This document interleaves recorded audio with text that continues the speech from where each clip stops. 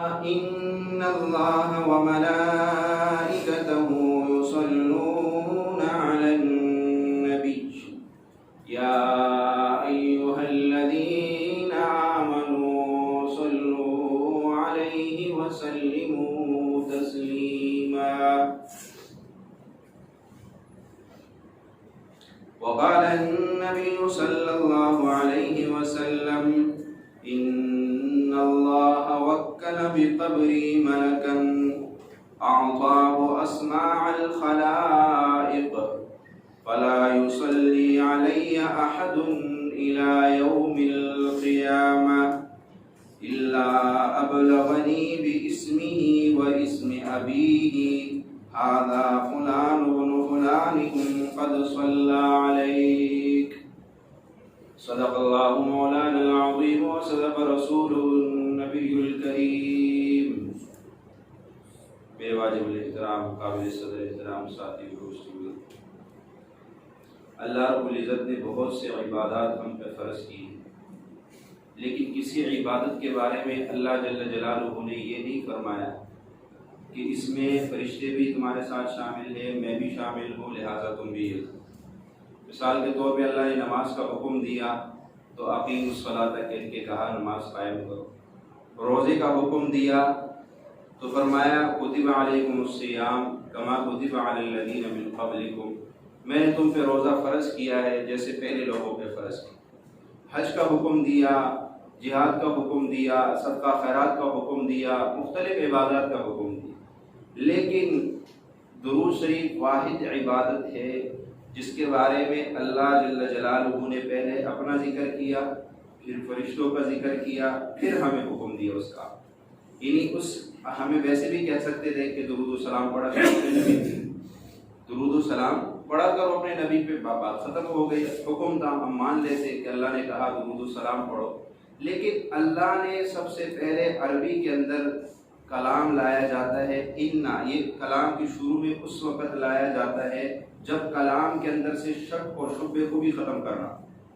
جیسے ہم کوئی بات کرتے ہیں نا تو پہلے کہتے ہیں اللہ کی قسم، یعنی اللہ کی قسم کیوں کھا رہا ہوں، اگلا بندہ مجھے جھوٹا نہیں سمجھ رہے، لیکن پھر بھی میں کہتا ہوں اس لیے کہ میری اس بات میں جھوٹ کا شک اور شبہ اور احتمال بھی نہیں ہے، جھوٹ تو دور کی بات، اور یہ بات یقینی ہے، قطعاً یقینی ہے۔ اللہ پہلے لا رہا ہے انا، بے شک، کوئی شک دلوں میں نہ لانا، ان اللہ، بے شک اللہ، وملائکتہ، اس کی فرشتے، یصلون علی النبی، درود بیچتے ہیں نبی پر، یا ایھا الذین آمنو، اے ایمان والو، صلو، تم بھی درود پڑھو، وسلموا تسلیما، اور سلام بھیجو اس نبی پر جس پہ اللہ جل جلالہ سلامتی بھیج رہا ہے، جس پہ اللہ درود بھیج رہا ہے۔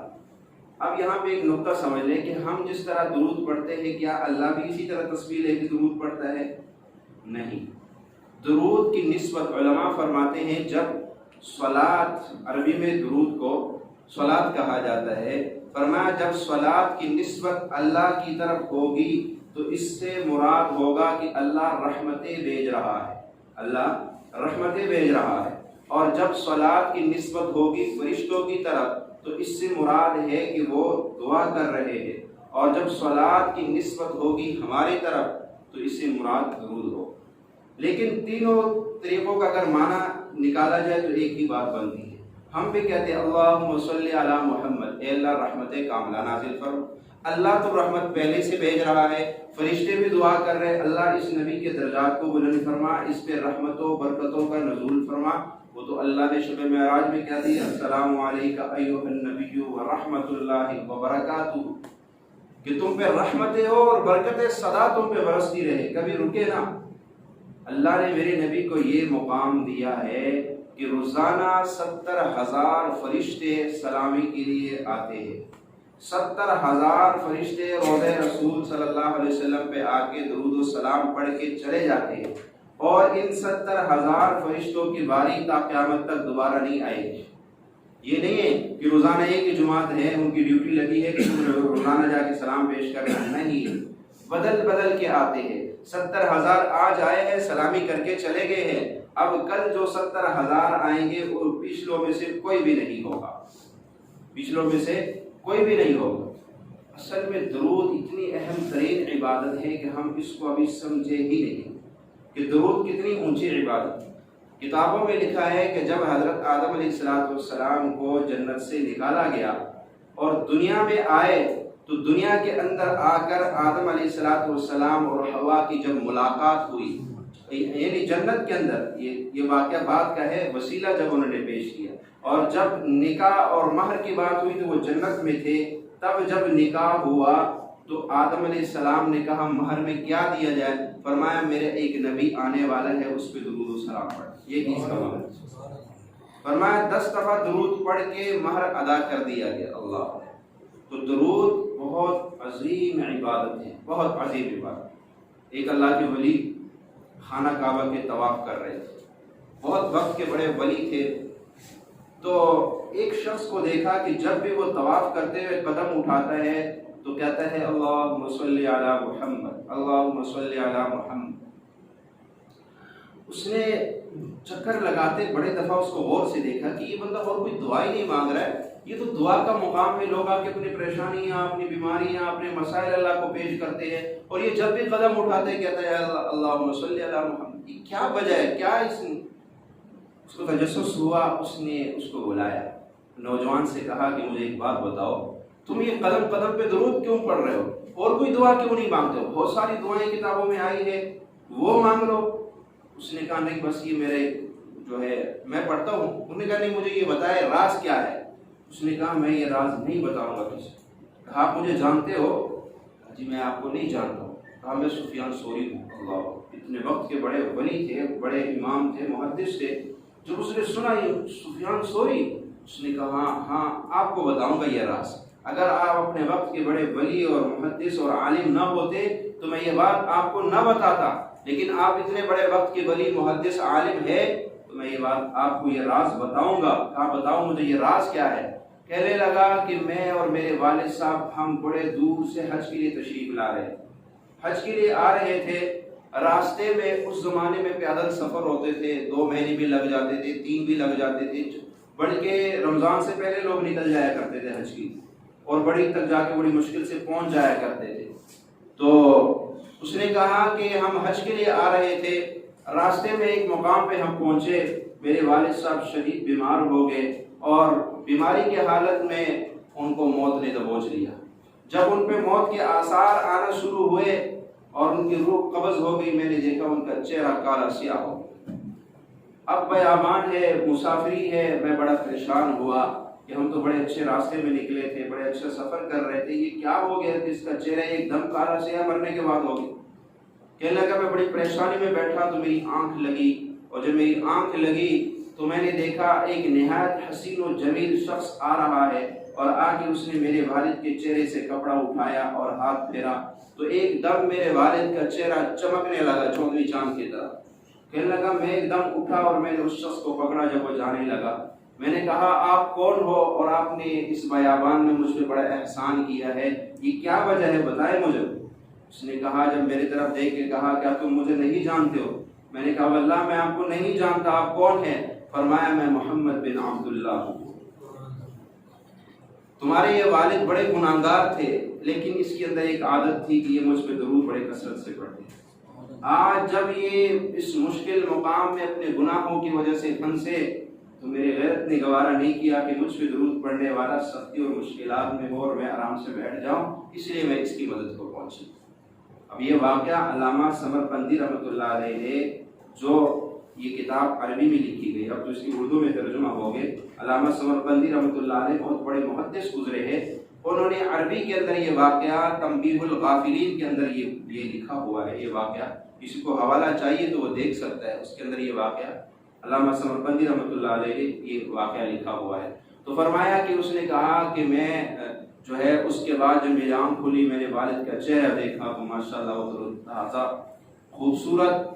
کہنے لگا اس کے بعد سے میں نے اپنا معمول بنا لی کہ میں اور کوئی کام کرتا ہی نہیں درود کے علاوہ، اللہ میں درود ہی پڑھتا رہتا ہوں، ہر وقت درود ہی پڑھتا رہتا ہوں۔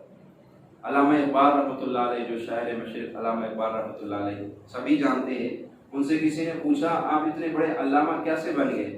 فرمایا کہ میں نے 1 کروڑ مرتبہ درود گن گن کے پڑھ کے سرکار دو علیہ وسلم کو ہدیہ کیا ہے، تب میں علامہ بنا، ایسے نہیں بنا ہوں، درود کے صدقے اللہ۔ اور ایک بات بتاؤں، کوئی بھی ولی ولایت کے درجے تک بغیر درود کے پہنچ نہیں سکتا ہے۔ کوئی ولی کہے میں درود کا وظیفہ نہ کروں میں ولی بن جاؤں، ایسے ولایت نہیں مل سکتی ہے۔ ابھی ایک حدیث آپ کے سامنے میں نے پڑھی کہ اللہ کے نبی فرما رہے ہیں ان اللہ وکل بقبری، اللہ نے میرے قبر کے پاس 2 فرشتے مقرر کیے ہیں، ملکن اعطاہ اسماع الخلائق، ان کو اللہ تعالیٰ نے سنائی کی وہ طاقت دی ہے جو کسی عام بندے کی نہیں ہے۔ وہ میرے قبر پہ ہے لیکن وہ ساری کائنات کی آوازوں کو سن رہے، کائنات کے اندر جہاں درود پڑھا جا رہا ہے ان کے کانوں تک وہ درود پہنچ رہا ہے۔ ان فرشتوں کی یہ ڈیوٹی ہے، ان کو اللہ نے خاص اسی کام کے لیے مقرر کیا ہوا ہے کہ کائنات میں جہاں میرے نبی پہ درود پڑھا جائے تم نے آ کے میرے نبی کو وہ خبر دینی ہے کہ فلاں بن فلاں۔ اور فرمایا فلا یصلی علی احد الی یوم القیامہ، کوئی مجھ پہ درود نہیں پڑھتا قیامت۔ یہ نہیں فرمایا، مطلب یہ ہے کہ کوئی شخص جو بھی قیامت تک مجھ پہ درود پڑھے گا الا ابلغنی، مگر یہ کہ اس کا درود مجھ تک پہنچایا جاتا ہے۔ اور کیسے پہنچایا جاتا ہے؟ فرمایا باسمی و اسم ابیہ، اس کا نام اور اس کے باپ کا نام لے کے کہ ھذا فلان ابن فلان قد صلی علیہ، یا رسول اللہ فلاں بن فلاں نے آپ پہ درود بھیجا ہے۔ اللہ، اچھا کسی بھی عبادت کے اندر نماز پڑھ لی، زکوٰۃ دے دی، روزہ حج کچھ بھی کر لیا، لیکن واحد درود ہے جب ہم پڑھتے ہیں تو ہمارا تذکرہ وہاں ہوتا ہے۔ ہمارا تذکرہ ان کے سامنے ہو جانا یہ بھی کوئی چھوٹی بات نہیں ہے۔ اللہ کے نبی کے محفل میں ہمارا نام لیا جائے، کتنی خوش قسمتی ہے کہ ہمارا نام کہ فلاں بن فلاں نے یا رسول اللہ آپ پہ درود پڑھا ہے۔ اچھا، ایک دن درود پڑھا، دوسرے دن پڑھا، تیسرے دن پڑھا، ہزاروں پڑھا، دن میں 300 دفعہ پڑھا، 400 دفعہ پڑھا تو 300 دفعہ آپ کا نام لیا گیا، 1000 دفعہ پڑھا۔ اس حدیث کی روشنی میں کہہ رہا ہوں کہ اگر آپ نے دن میں 1 دفعہ درود پڑھا، یہ نہیں کہا گیا کہ جو اتنی معیار میں مقرر پڑھ لے پھر مجھ تک نہیں، فرمایا جو مجھ پہ درود پڑھتا ہے، فرشتے کیا کہتے ہیں؟ قد صلی علیہ، یا رسول اللہ فلاں نے آپ پہ درود پڑھا ہے۔ تو اب جو دن میں 1000 دفعہ درود پڑھتا ہے اس کا مطلب ہے کہ اس کا نام 1000 دفعہ لیا جاتا ہے۔ جو دن میں 2000 دفعہ پڑھتا ہے اس کا نام 2000 دفعہ لیا جاتا ہے۔ اندازہ لگا لے۔ اور اس جہان کو اس جہان پہ قیاس نہ کرنا، اس جہان کو اس جہان پہ قیاس نہ کرنا۔ ایک آدمی سویا ہوا ہے اور سو کے اٹھ کے کہتا ہے کہ میں تو کراچی گیا تھا، میں نے فلاں کراچی سمندر پہ پھیر کے آیا ہوں، وہاں اس سے ملا ہوں۔ آپ اسے یہ کہے او پاگل، تیرے تو اتنا چھوٹا سا بستر ہے، اس میں کراچی کہاں آ گیا؟ اور تو ہمارے سامنے لیٹا ہوا ہے، تو کہتا میں کراچی پہنچ گیا ہوں۔ تو اب بتائیے وہ پاگل ہے یا ہم پاگل ہیں؟ کیوں ہم نیند کے جہان کو اس جہان پہ قیاس کر کے کہہ رہے ہیں، جبکہ نیند کا جہان اور ہے، دنیا کا جہان اور ہے۔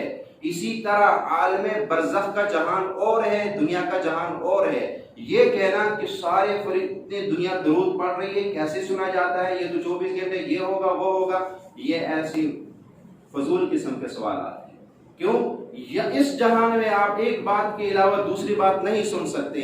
وہ جہان اس جہان پہ اوپر قیاس نہ کیا جائے کہ وہ کیسے اتنے لوگوں کی بات سنیں گے، کیا ہوگا؟ تو بس جو حدیث میں کہہ دیا گیا آمنا وصدقنا۔ اللہ کے حبیب صلی اللہ علیہ وسلم نے فرمایا کہ جو کہہ دیا، اور یہ جو حدیث میں نے آپ کے سامنے پڑھی ہے، علامہ سخاوی رحمۃ اللہ علیہ نے قول بدیع میں اس حدیث کو نقل کیا ہے، اور اس میں اتنا اضافہ کیا ہے کہ فلاں شخص جو فلاں کا بیٹا ہے اس نے آپ صلی اللہ علیہ وسلم پہ درود بھیجا ہے۔ حضور صلی اللہ علیہ وسلم نے فرمایا کہ پھر اللہ جل شانہ اس کے ہر درود کے بدلے میں اس پر 10 مرتبہ رحمت بھیجتے ہیں۔ اللہ، جب اللہ کے نبی کے سامنے یہ تذکرہ کیا جاتا ہے نا کہ یا رسول اللہ فلاں بن فلاں نے آپ پہ درود بھیجا ہے، تو اللہ کے حبیب فرما رہے ہیں کہ اس کے بدلے میں، ایک درود کے بدلے میں اللہ تعالیٰ 10 رحمتیں اس بندے پہ بھیج دیتے ہیں۔ رکھا نہیں جاتا ہے، کسی کا حق کھایا نہیں جاتا ہے، حق دگنا کر کے لٹایا جاتا ہے۔ ادھر سے ایک دفعہ کہو گے رحمت بھیج دے، ادھر سے تم پہ 10 رحمتیں نازل ہو جائے۔ اور درود کے اندر ایک خاصیت اور بھی ہے، آپ کوئی بھی عبادت کریں، تھوڑی سی ریاکاری آ گئی، فرمایا من صلی یرائی فقد اشرک ومن صام یرائی فقد اشرک، جس نے روزہ نماز پڑھی ریاکاری کے طور پہ اس نے شرک کیا، جس نے روزہ رکھا دکھلاوے کے لیے اس نے شرک کیا۔ لیکن درود اگر دکھلاوے کے لیے بھی پڑھا جائے تو قبول ہے۔ درود اگر دکھلاوے سے، کیوں؟ درود عبادت بھی ہے، دعا بھی ہے، اور دعا وہ ہے کہ اس کے حبیب کے لیے اللہم صلی علی محمد، اے اللہ محمد صلی اللہ علیہ وسلم پہ رحمت نازل کرو۔ کیا اللہ اس بات کو رد کرے گا؟ جس کے ساتھ اللہ اتنی محبت کر رہا ہے، کبھی کہتا ہے یا ایھا الرسول، یا ایھا المزمل، یا ایھا المدثر، انا ارسلناک شاہدا ومبشرا ونذیرا وداعیا الی اللہ باذنہ وسراجا منیرا۔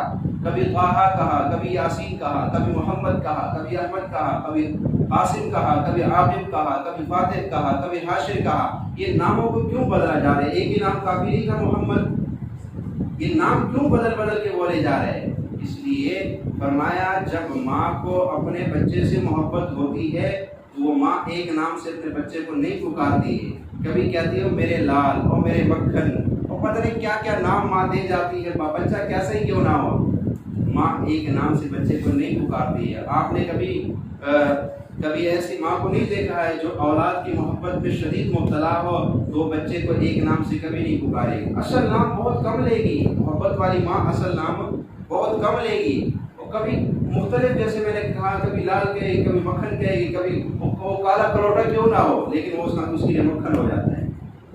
یہ ماں کی جو محبت ہے دل میں وہ اتنی شدید ہے کہ وہ ایک نام میں سما نہیں سکتی، وہ محبت زیادہ ہے، نام ایک ہے، اور ساری محبت ایک نام میں پوری نہیں آتی، اس لیے ماں اس محبت کو تقسیم کرنا چاہتی، کبھی مکھن میں، کبھی لال میں، کبھی کس میں، کبھی کس میں، تو یہ محبت کا دباؤ زیادہ ہے۔ اللہ کو اپنے حبیب سے محبت اتنی ہے کہ وہ محبت ایک نام محمد میں سما نہیں سکتی ہے، اس لیے اللہ کبھی کہتا ہے یا ایھا الرسول، یا ایھا المزمل، یا ایھا المدثر، طٰہٰ، یاسین، محمد، احمد، عاقب، فاتح، حاشر، یہ ناموں کو بدلا جا رہا ہے، شاہد، مبشر، نذیر، داعی الی اللہ۔ اس لیے اللہ کو محبت اتنی ہے، تو جس سے اللہ کو اتنی محبت ہو، بتائے اس میں جب تم اللہ کے سامنے کہو گے اللہ اس پہ رحمت نازل فرما، کیا اللہ تمہاری اس بات کو رد کر دے گا؟ نہیں، یہ نہیں ہو سکتا۔ اس لیے درود کی برکت سے اللہ وہ مقام انسان کو عطا کرتا ہے۔ ایک صحابی تشریف لاتے ہیں اور فرماتے ہیں یا رسول اللہ میں آپ پہ درود پڑھتا ہوں، دن کے اگر فرمایا کہ 4 حصے کر لیا جائے تو میں 4 حصے میں سے ایک حصہ آپ پہ درود پڑھو اور باقی حصے میں کوئی اور عبادت کرو تو کیسے ہوگا؟ فرمایا کہ عن ابی بن کعب رضی اللہ تعالی عنہ قال قلت یا رسول اللہ صلی اللہ علیہ وسلم انی اکثر الصلاۃ علیک، میں آپ پہ کثرت سے درود بھیجنا چاہتا ہوں، فکم اجعل لک من صلاتی، میں کتنی دفعہ، یعنی میں آپ پہ زیادہ درود پڑھنا چاہتا ہوں۔ اچھا یہ سوال آپ سب اپنا بنا لیں، اپنے دل میں ایک سوال اٹھا لیں کہ میں اللہ کے نبی پہ زیادہ سے زیادہ درود پڑھنا چاہتا ہوں، کیسے پڑھوں، کیا ترتیب ہوگی زیادہ درود پڑھنے کی؟ اس صحابی نے یہ سوال کیا اللہ کے نبی سے کہ میں آپ پہ کثرت سے درود بھیجنا چاہتا ہوں، تو اللہ کے نبی نے کیا فرمایا کہ فقال، آپ نے کہا ما شئت، جتنا تیرا دل چاہے بھیج مجھ پہ درود، درود کی کوئی پابندی نہیں ہے۔ نماز جمعے کے 2 فرض ہے 4 نہیں پڑھ سکتے ہو، عصر کے 4 ہے 6 نہیں پڑھ سکتے ہو، مغرب کے 3 ہے 5 نہیں پڑھ سکتے ہو، لیکن درود کی کوئی حد نہیں۔ یا ایھا الذین آمنوا اذکروا اللہ ذکرا کثیرا، اس لیے ذکر کی کوئی حد نہیں مقرر کی ہے، جتنا زیادہ کر سکتے ہو ذکر کثیر کرو۔ فرمایا قلت الربع، اگر میں دن کی 4 حصے کروں، ایک حصہ آپ پہ درود پڑھو تو یا رسول اللہ یہ کیسے رہے گا؟ قال، آپ نے فرمایا ما شئت، جو تیرا دل چاہے، فإن زدت فهو خیر لک، لیکن اگر تو تھوڑا سا اور بڑھا دے، یہ 4 حصے سے تھوڑا اور زیادہ کر دے تو فهو خیر لک، یہ تیرے لیے زیادہ بہتر رہے گا۔ پھر وہ صحابی کہتے ہیں قل، تو میں نے کہا النصف، میں آدھا حصہ آپ پہ درود پڑھوں۔ قال، آپ فرماتے ما شئت، جو تو تیرا دل چاہے فَإِن زِدْتَ فَهُوَ خَيْرٌ لَكَ، لیکن اگر تو اور تھوڑا سا بڑھا دے تو یہ اور زیادہ بہتر ہوگا۔ قل تو کہتے ہیں میں نے کہا فَالثُّلُثَيْنِ، پھر میں 3 حصے آپ پہ درود پڑھو، تو آپ نے فرمایا ما شئت، جیسے تیرا دل چاہے۔ قل تو میں نے کہا فَإِن زِدْتَ فَهُوَ خَيْرٌ لَكَ، پھر اللہ کے نبی فرماتے ہیں کہ اگر تو اور بڑھا لے 3 حصے سے بھی زیادہ چلا جائے تو یہ تیرے لیے اور بہتر ہوگا۔ قل تو میں نے کہا اجعل لك صلاتي كلها، میں سارا دن ہی پھر آپ پہ درود پڑھوں، پہلے 4 حصہ، پھر آدھا، پھر 3، پھر 4۔ آپ نے فرمایا نہیں، جتنا زیادہ کر سکتا ہے۔ تو صحابی کہتے ہیں میں نے کہا اللہ کے رسول پھر میں سارا دن ہی آپ پہ درود پڑھوں، بس یہی رہ گیا، آپ تو اور کچھ نہیں۔ اللہ کے نبی نے کیا فرمایا سنیے، اذا تکفی ہمک ویکفر لک ذنبک، فرمایا کہ اگر تو ایسے کر لے گا کہ سارا دن تو مجھ پہ درود پڑھے گا تو فرمایا اذا تکفی ہمک، یہ کافی ہو جائے گا تیرے تمام غموں کے لیے، تمام پریشانیوں کے لیے، تمام لا علاج ٹینشنوں کے لیے یہ درود پڑھنا کافی ہو جائے گا، بس پھر تو کوئی ضرورت ہی نہیں۔ آج ہمارا معاشرہ اس وقت سب سے زیادہ مسائل کا پریشان ہے، قرضوں کا مارا ہوا، ٹینشنوں کا مارا ہوا، لا علاج بیماریوں کا مارا ہوا، جادو جنات کا ڈسا ہوا معاشرہ ہے اس وقت۔ اور اللہ کے نبی فرما رہے ہیں اگر غم، پریشانی، ٹینشن دور کرنی ہے تو پھر مجھ پہ درود پڑھو، میں نہیں کہہ رہا ہوں۔ اگر آپ کو یقین نہ آئے تو اللہ کا نبی کہہ رہے ہیں اذا تکفی ہمک، پھر تو یہ درود پڑھنا تیرے لیے تمام غموں سے نجات کا ذریعہ بن جائے گا۔ اور اگلی سنو، وَيُكَفِّرُ لَكَ ذَنبَكَ، اور تیرے گناہوں کو معاف کرنے کے لیے بھی یہ کافی ہو جائے گا، تیرے سارے گناہ معاف ہو جائیں گے، سارے گناہ اس کے پڑھنے سے معاف ہو جائیں گے۔ اور اندازہ لگائیے درود پڑھنے کی کیا فائدے ہیں اور کیا برکات۔ اس لیے ہمیں چاہیے کہ ہم کثرت سے درود شریف پڑھیں، خود بھی پڑھیں، دوسرے لوگوں کو بھی درود پہ لگائیں۔ اور دوسرے کو کیسے لگائیں؟ اب یہ کتاب ہے درود شریف، بڑے عرصے سے میں نے چھاپی ہوئی، میری خود لکھی ہوئی کتاب، آپ اس کو پڑھیں گے آپ کو یقین کریں آپ درود پڑھنے کے لیے عاشق بن جائیں گے۔ آپ ایسے درود پڑھیں گے آپ کو یہ کتاب بہت فائدہ دے گا۔ آپ کی اس کے اندر قرض سے نجات کے لیے درود، بیماریوں سے نجات کے لیے درود، پریشانیوں سے مختلف درودوں کو جمع کیا گیا ہے۔ کوئی قرض میں مبتلا ہے، کوئی لا علاج بیماری میں مبتلا ہے، کسی نے آپ صلی اللہ علیہ وسلم کی زیارت کرنی ہے، 3 دن کا 7 دن کے عمل میں نے اس میں دیے ہوئے ہیں، 3 دن کے اندر آپ عمل کریں گے آپ صلی اللہ علیہ وسلم کی زیارت نصیب ہو جائے، تو 7 دن عمل کریں گے آپ صلی اللہ علیہ وسلم کی زیارت نصیب ہو جائے۔ تو یہ درود کی کتاب خود بھی خریدے اور دوست احباب کو اس کو ہدیہ کریں۔ یہ درود بہت زیادہ جو ہے، کیونکہ اگر ہم خود نہیں پڑھ سکتے، آپ یقین کریں میں ممبر رسول پہ بیٹھ کے کہہ رہا ہوں، میں نے اس کو کمائی کے لیے نہیں لکھا ہے، صرف اپنے نجات کے لیے کہ کل میں نہیں ہوں گا اس دنیا پہ، کوئی اس درود کی کتاب کو پڑھے گا، اس درود کی کتاب کو پڑھے گا تو اس کا درود قبول ہو جائے گا، میری قبر میں ٹھنڈک پہنچ جائے گا۔ کیونکہ درود ایک ایسی عبادت ہے کہ وہ رد نہیں کی جاتی ہے۔ چلو میں مخلص نہیں ہوں، میں ریاکار ہوں، میں کمائی کے لیے لکھ رہا ہوں، کوئی تو آئے گا مخلص اس کو پڑھنے کے لیے، کوئی مخلص تو اس کو اٹھائے گا، پڑھے گا، میری قبر ٹھنڈی ہو جائے گی۔ تو اگر ہم لکھ نہیں سکتے، چھاپ نہیں سکتے، خرید کے تو تقسیم کر سکتے ہیں نا، یہ تو کوئی مشکل نہیں ہے۔ 150 روپے اس کا آتی ہے، 150 روپے کیا چیز ہے؟ اگر کھانے کے لیے کہہ دے تو ہم 300، 500، 1000 بھی لگا لیتے ہیں۔ تو اس لیے اس کتاب کو خرید کی، رمضان کا مہینہ آ رہا ہے، جتنے زیادہ لوگ آپ کی وجہ سے درود پڑھنے پہ لگیں گے، آپ کے مسائل حل ہوں گے، آپ کی پریشانیاں دور ہوں گی، اور آپ کو اتنا اجر دیا جائے گا جتنا کہ درود پڑھنے والے کو دیا جائے گا۔ اب آخر میں صرف ایک درود کا فائدہ آپ کو بتا رہا ہوں۔ ایک درود ایسے ہے جس کے 17 فائدے، 17 فائدے، درود ایک ہے، فائدے اس کے 17 ہے، اور آپ سن کے حیران ہو جائیں۔ فرمایا یہ درود اللہم لک الحمد کما انت اہلہ، فصل علی محمد کما انت اہلہ، وافعل بنا ما انت اہلہ، فانک انت اہل التقوی واہل المغفرۃ۔ فرمایا یہ مبارک درود شریف نماز جمعہ کے بعد صرف 11 بار پڑھیں، نماز جمعہ کے بعد صرف 11 بار پڑھیں گے، اس کے 17 فائدے آپ کو ملیں گے، اور وہ 17 فائدے غور سے سنیے۔ سب سے پہلا فائدہ اس کا یہ ہے کہ قیامت کے دن روز محشر اس کو پڑھنے والا، اس درود کو پڑھنے والے شخص کا نبی کریم صلی اللہ علیہ وسلم کے یہاں وہ مقام ہوگا جو حضرت بلال رضی اللہ تعالیٰ عنہ کا ہے، اس درود کو پڑھنے والے کا۔ اور فرمایا دوسرا فائدہ اس درود پاک کو جو پڑھے گا اس کا چہرہ روز محشر اور زندگی میں مسخ نہیں ہوگا، اس کا چہرہ روشن تر و تازہ رہے گا۔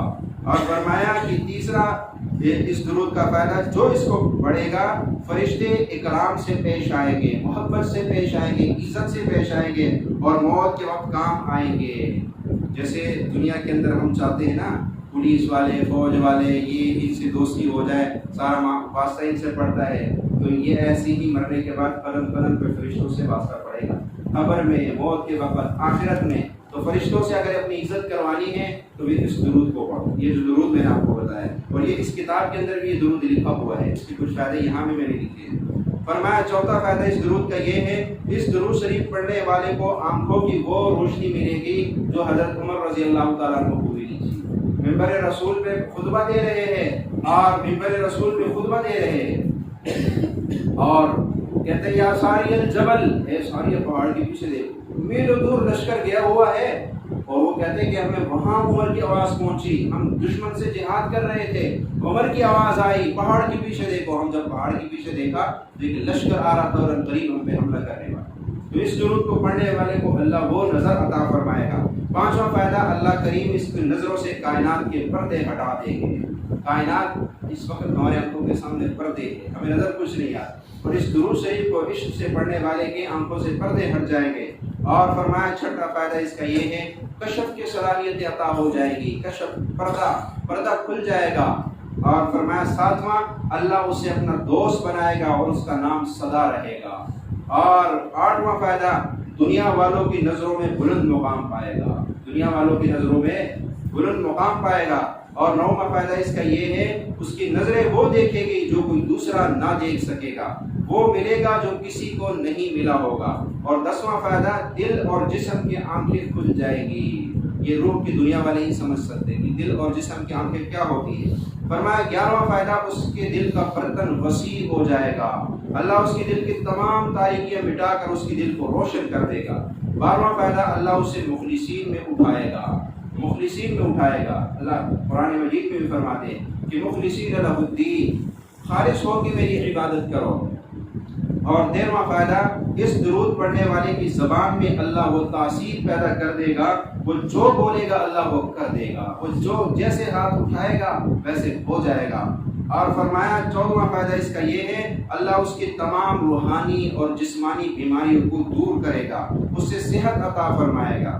اور 15واں فائدہ اس کا یہ، اللہ اس کی روزی کی تنگی کو دور فرما کر غیب سے روزی عطا فرمائیں گے۔ 16واں فائدہ یہ ہے، اللہ پاک جل شانہ اس درود پاک کے پڑھنے والے کو ایک ایسی نعمت عطا فرمائے گا جو روحانی دنیا کے ولی، قطب، ابدال، غوث، قلندر، بڑے بڑے نجیب مانگتے رہے ساری زندگی، وہ اللہ اس کو بن مانگے عطا کر دے گا۔ اور وہ کیا ہے کہ اللہ مجھے اپنے پاس اس حال میں بلا کہ میرا کوئی گناہ نہ ہو، میں صاف ستھرا، یہ ہر شخص چاہتا ہے نا، یہ تو ہر شخص کی چاہت ہے کہ میں اللہ کو اس حال پہ ملوں کہ میرا کوئی گناہ باقی نہ ہو۔ تو اللہ اس شخص کو اس مقام پہ لا کے کھڑا کر دے گا، اس درود پڑھنے والے کو، کہ اللہ اس کے سارے گناہوں کو مٹا دے گا۔ یہ تو ابھی آپ نے پڑھا ہے، اللہ کے نبی نے فرمایا اگر درود پڑھو گے سارا دن تو اللہ گناہوں کو مٹا دے گا، ہر غم سے، غم کوئی بھی ہو، قرض کا ہو، بیماری کا ہو، قرض کا ہو، بیماری کا ہو، رزق کا ہو، کوئی بھی غم ہو، اللہ سارے غموں سے نجات دے دے گا۔ اور فرمایا کہ 7واں فائدہ اس کا یہ ہے، اس درود پاک کی برکت سے رزق غیبی نظام سے ایسے آئے گا جہاں انسان کا گمان، خیال اور ادراک نہیں ہوگا، وہاں سے اللہ اس کو رزق عطا فرمائے گا۔ تو یہ درود کے 17 فائدے میں نے آپ کو بتایا، اور بڑا آسان اور مختصر درود ہے۔ یہ بیان میں نے آپ کو پہلے ہی بتایا کہ شفائی بول یوٹیوب پہ جو چینل ہے اس کے اندر یہ بیان آپ کو ملے گا۔ یہ جتنے فائدے میں نے بتائے ہیں یہ وہاں پہ یہ اپلوڈ کر دیے جاتے ہیں، اور بہت ساری دنیا اس کو سنتے ہیں اور بڑے لوگوں کو فائدہ ہوتا ہے۔ بہت لوگ مجھے بتاتے ہیں آپ نے فلاں وظیفہ بتایا، دیکھیے ہمارے کہنے سننے سے اگر کسی کا بھلا ہو جائے ہمیں اور کیا چاہیے، کسی کو راحت مل جائے، کسی کو عافیت مل جائے، کسی کی زندگی میں سکون آ جائے۔ ہم نے تو سکون کو بھی پھیرنا ہے، ہمارا تو دین امن کا درس دیتا ہے، ہم نے دنیا میں امن پیدا کرنا ہے۔ اور یہ آپ یقین کریں، مصنون اعمال کے اندر، مصنون دعاؤں کے اندر، درود پاک کے اندر، استغفار کے اندر، نماز کے اندر، قرآن کے اندر اللہ نے جو سکون رکھا ہے وہ دنیا کی کسی دولت میں، اللہ نے جو عافیت ان میں رکھی ہے وہ کہیں نہیں ملے گی، جو برکت اللہ نے ان میں رکھی ہے وہ کہیں نہیں ملے گی۔ آج بھی اگر ہم صحیح معنوں پہ دین پہ آ جائے، ہماری زندگی بادشاہ والی زندگی بن جائے، حضرت سفیان ثوری رحمۃ اللہ علیہ فرمایا کرتے تھے اگر ان بادشاہ ان دنیا والوں کو پتہ چل جائے کہ ہمارے دلوں میں اللہ نے کتنا سکون بھر دیا ہے تو یہ تلواریں لے کے ہم سے ڈر پڑیں گے، اس سکون کو حاصل کریں۔ وہ سکون جو ہے وہ صرف اللہ کی دین میں۔ الا بذکر اللہ تطمئن القلوب، خبردار دنیا والوں سن لو، اگر سکون حاصل کرنا ہے، اگر عافیت حاصل کرنی ہے، اگر برکت حاصل کرنی ہے، اگر معاشرے میں چین سکون کی زندگی گزارنی ہے، وہ ڈیفینس میں نہیں ملے گی، وہ گلبرگ میں نہیں ملے گی، وہ آپ کے اے سی ایئر کنڈیشن کمروں میں نہیں ملے گی، وہ اپنے حبیب پہ درود پڑھنے سے ملے گی، وہ نماز پڑھنے سے ملے گی، وہ قرآن کی تلاوت کرنے سے ملے گی۔ جتنا دنیا کا پریشان انسان ہو، میں کہتا ہوں ایک دفعہ ایسے مسلح پہ بیٹھ کے اور گلاب کی خوشبو لگا کر اور تسبیح ہاتھ میں پکڑ کے اللہ کے حبیب پہ درود پڑھنا شروع کرو، آپ خود اندازہ لگائیں گے آپ کے جسم کو سکون آ رہا ہے۔ کیوں؟ رحمتیں آ رہی ہے۔ یہ تو ابھی آپ نے حدیث میں سنا ہے کہ ایک دفعہ درود پڑھو گے تو 10 رحمتیں تم پہ برسائی جائے گی۔ تو آپ مجھے بتائیں جس شخص کی زندگی پہ اللہ کے رحمتیں برس رہی ہو، کیا اس کو سکون نہیں ملے گا؟ اس کو عافیت نہیں ملے گی؟ یہ اللہ کی رحمتوں کو جمع کرے، اللہ کی رحمتوں کو یہ پانے ہیں درود کے ذریعہ، استغفار کے ذریعہ، نماز کے ذریعے اللہ کی رحمتوں کو جمع کرے۔ ہماری زندگی میں دعائیں آئیں گی، ہماری زندگی میں رحمتیں آئیں گی، برکتیں آئیں گی، زندگی خود بخود سکون والی بن جائے گی۔ اللہ ان باتوں پہ عمل کرنے کی توفیق عطا فرمائے۔